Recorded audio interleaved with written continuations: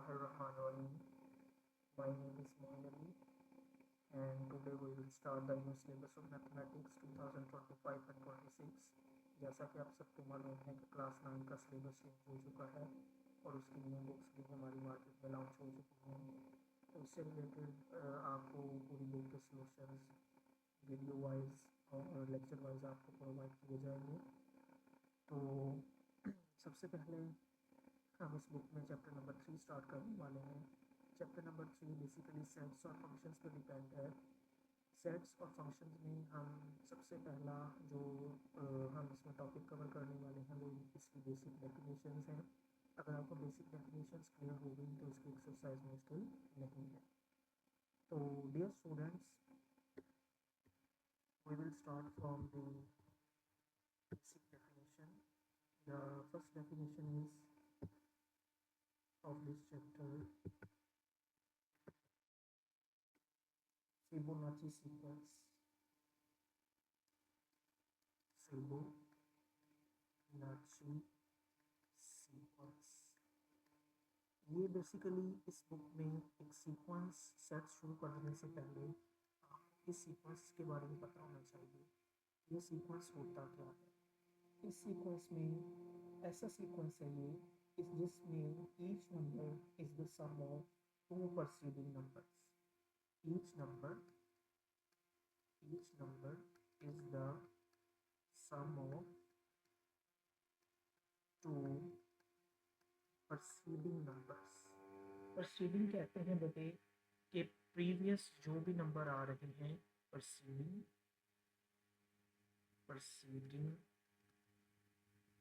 Numbers. Preceding से मुराद क्या है? आपके पास लेट्स सपोज आपके पास एक सीक्वेंस है 0 1 1 2 3 10 5 and 8. Next one is 13 and 21. So अब आप देखें ये आपके पास अगर मैं इस 1 को बनाना चाह रहा हूँ तो इसके लिए मुझे इन टू वैल्यूज़ का सम करना पड़ेगा। इस नंबर को बनाने के लिए 0 + 1 करें तो आपका आंसर क्या आता है? 1। सिमिलरली अगर इन दोनों वैल्यूज़ का प्लस करें तो आपको नेक्स्ट वैल्यू मिलती है 2। सिमिलरली अगर आप 1 + 2 करें तो नेक्स्ट वैल्यू आपके पास मिलती है 3। इसी तरीके से ऐसी टर्म्स जिसमें आप अगर नेक्स्ट टर्म बनानी है तो पिछली टर्म को अगर ऐड करते जाएं तो ऐसे सीक्वेंस को क्या कहते हैं? Fibonacci sequence. तो बेटा बेसिकली सेट्स भी ऐसे ही हैं। सेट्स की तरतीब होती है जिसके अकॉर्डिंग हम इसको डिफरेंट सेट्स की कैटेगराइज में पढ़ते हैं। ठीक है, इसीलिए आप कोशिश करेंगे कि आपके पास ये सीक्वेंस आपको आना चाहिए। ये एमसीक्यूज में या शॉर्ट क्वेश्चन में आ सकता है। नेक्स्ट जो इसकी बेसिक डेफिनेशन है प्रॉपर हम इसको स्टार्ट करते हैं। इसकी बेसिक डेफिनेशंस में सबसे पहली जो डेफिनेशन है वो है सेट। कुछ बच्चों को पता ही नहीं होता कि सेट क्या होता है। सेट की एक जनरल एग्जांपल मैं आपको देता हूँ कि आप एक क्लास है और वो क्लास 10th है। अगर फॉर एग्जांपल आपके पूरे स्कूल में एक क्लास 10th है तो एक ही क्लास आपकी 10th होगी। अगर फॉर एग्जांपल उसके सेक्शन भी हैं तो उनका नाम फिक्स होगा। फॉर एग्जांपल कि सर सैयद अहमद ख़ान आपकी जो क्लास 10th है इस स्कूल में, तो स्पेसिफाइड है कि सर सैयद अहमद ख़ान आपके पास भी एक ही सेक्शन है और उस एक सेक्शन में फॉर एग्जांपल आपके पास 15 स्टूडेंट हैं। ठीक है, और 15 स्टूडेंट में हर एक की नेचर आपको पता है चेंज है। हर एक के नाम डिफरेंट हो सकते हैं। नाम सेम भी होंगे तो उनकी वैल्यू डिफरेंट हो सकती है। तो सेट की जो प्रॉपर डेफिनेशन होगी वो क्या होगी आपके पास? A set is describe a well defined a well defined a well defined collection of distinct objects। तो बेटे सबसे पहले आपको वेल डिफाइंड और डिस्टिंक्ट ऑब्जेक्ट्स का पता होना चाहिए। वेल डिफाइंड से मुराद है कि वो चीज़ बड़े अच्छे तरीके से बयान की गई हो। फॉर एग्जांपल आपका अगर नेम है, मैं आपको ये तो नहीं कहूँगा फलां बच्चा आ जाए, तो उसको उसके नेम से मैं कॉल करूँगा। ठीक है, तो डिस्टिंक्ट ऑब्जेक्ट्स मीन्स के मुख्तलिफ तरह के होंगे वो। फॉर एग्जांपल मैं एक सेट लेता हूँ ए, इसको मैं कैपिटल ए से डिनोट कर दूंगा और सेट को इट इज डिनोटेड बाय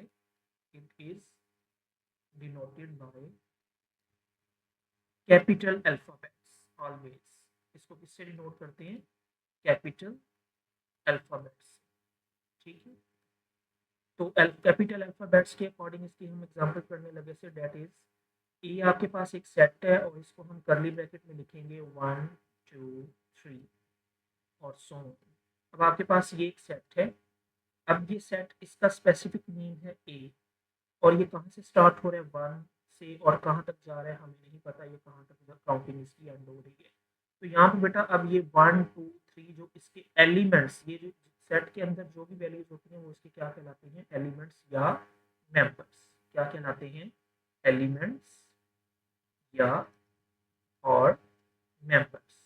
ठीक है, तो बेटा इसमें सबसे पहला काम यही है कि आपको इसके एलिमेंट्स देखें, सारे के सारे मुख्तलिफ हैं और ये एक वेल डिफाइंड हुआ है, इसका एक स्पेसिफिक नेम है। तो ऐसी जो वैल्यू क्या कहलाती है? वो सेट कहलाती है।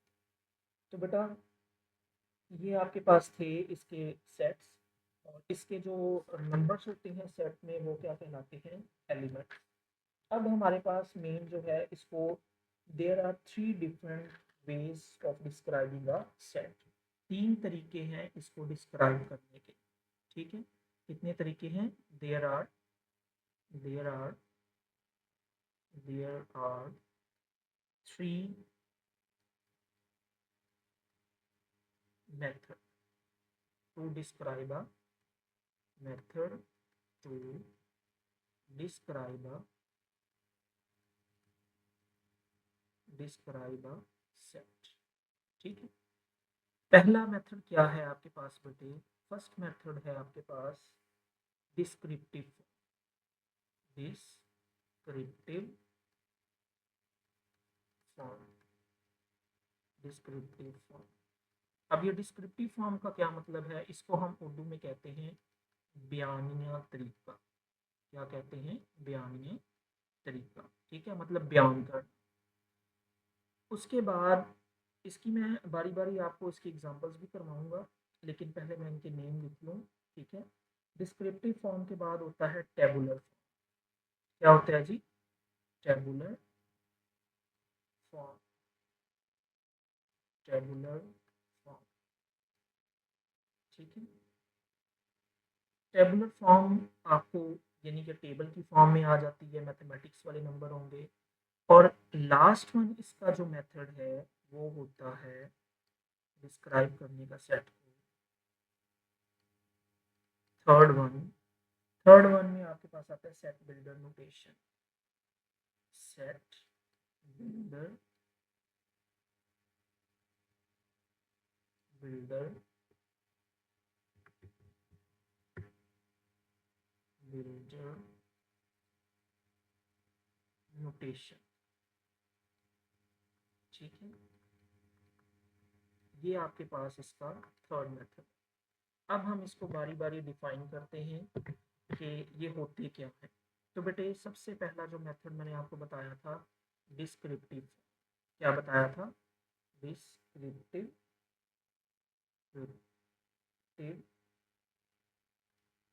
Form.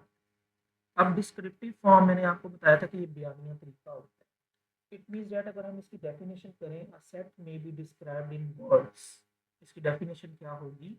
A set may be describe in words.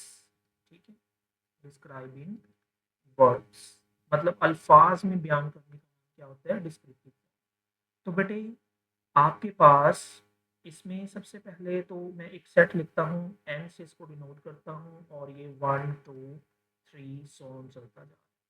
ये सेट आपको पता है स्पेसिफिक नंबर है, एन से डिनोट किया हुआ है, इसको कहते हैं set of natural number.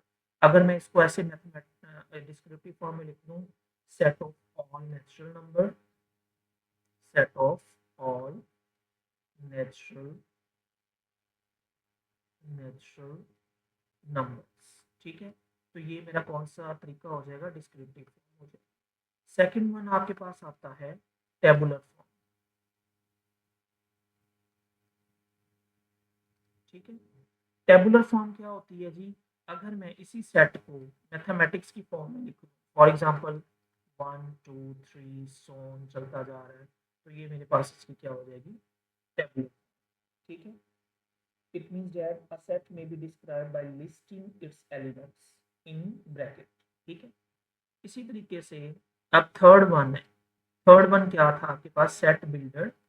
Set builder builder notation.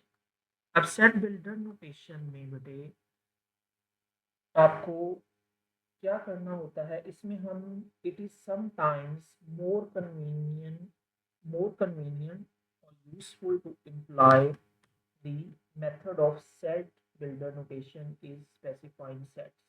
ठीक है। इसको जो हम यूज करते हैं वो symbol letter arbitrary set member and stating the property common to all the members। ठीक है। इसमें हम अपनी मैथमेटिक्स की नोटेशन को यूज़ करते हैं। फॉर एग्जांपल मैं इसको ले लेता हूँ, एक्स से डोनेट करवाना है X whenever X belongs to set of natural number. ठीक है। ऐसे करूँगा। अगर हम वॉवल्स को शो करवाना चाहें तो आप क्या लिखेंगे? एक मेरे पास एक सेट है, मैं कहता हूँ इंग्लिश में अगर set of all vowels English alphabets हैं तो उसको मैं लिखूँगा X whenever X belongs to X, या एक्स बिलॉन्ग्स टू लिखने is a vowel of English alphabets। vowel of vowel of English alphabets। alphabets। ठीक है। तो ये बेटा मेरे पास, इसको मैं इसे करली ब्रैकेट में लिख दूंगा, तो ये मेरी होती है सेट बिल्डर नोटेशन की। तो बाकी जो डेफिनेशंस हैं इंशाल्लाह हम नेक्स्ट वीडियो में देखेंगे, और मैं आपको नेक्स्ट वीडियो में सेट्स के बारे में भी बताऊंगा, और उसकी जो बाकी मज़ीद डेफिनेशन रह रही है उसके बारे में बताऊंगा। आज की इस वीडियो में मुझे इजाज़त दीजिए। अल्लाह।